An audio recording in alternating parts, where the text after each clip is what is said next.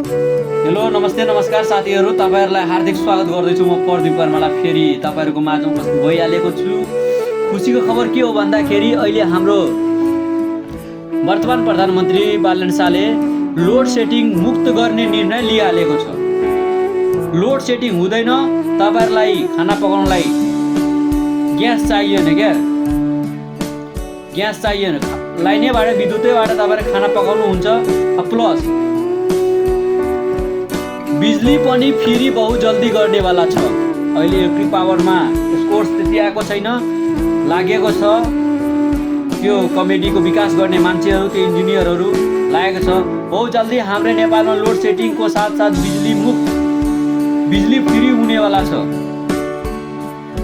बिजुली फ्री हुन्छ नै ठिक्सै हो, किनभने इलेक्ट्रिक पावर उत्पादन गर्ने क्षमता हाम्रो देशमा 83,000 मेगावाट छ। त्यसैले अब म के भन्न चाहन्छु कि तपाईँहरूसित जुन खेत छ, जुन खलियान छ, त्यसमा सम्झौताका लागि भनेपछि यस्तो उब्जाउ गर्नु, खेतीपाती गर्नु, सागसब्जी फलाउनु हो नि, कोरिया जस्तो सिस्टम ल्याउनु क्या, कि तपाईँको जुन उब्जाउ गरेको सागसब्जी हुन्छ, फल फलियाहरू हुन्छ, त्यो भनेपछि तपाईँकै छिमेकीले जोसँग खेतीपाती छ त्यसले नै किन्छ। तपाईँकै देशको जनतानिर त्यो फल फलियारी सागसब्जीहरू तपाईँकै देशको मान्छेले त्यो खरिद गिरेर खान्छ। किनभने हाम्रो तराई क्षेत्र उब्जाउ शक्ति यति छ कि जसले हामी आफ्नो नेपाललाई राम्ररी पेट भराउन सक्छौँ। त्यो उब्जाउबाट नेपालको सम्पूर्ण जनता आफ्नो जीवन आर्जन गर्न सकिन्छ। त्यसैले म सरकारसँग यही विनम्र अनुरोध गर्दैछु, जनतालाई, हरेक जनतालाई म उस्काउँदैछु कि अब काम गर्ने मान्छेको जुन नागरिकहरू छ, नेपालको नागरिकहरू, त्यसमा रेट बढाउनु एकदम जरुरी छ। जब रेट बढ्दैन त गाह्रो छ, किनभने विदेश जान बाध्य भइहाल्छ मान्छे। विदेश त जानु पर्यो, काम गर्नु त पर्यो, हुँदैन। यहाँको रेटै छैन, रेट बढाउनु।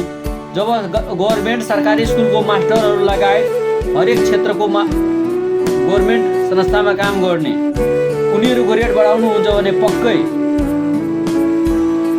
पक्कै छ कि त्यहाँको आम नागरिकको पनि रेट बढ्छ।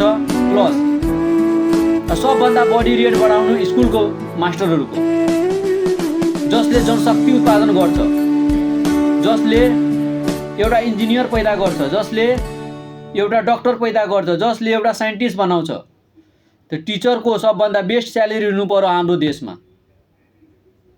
त्यसको लागि यो तपाईँले कदम उठाउनु पर्छ।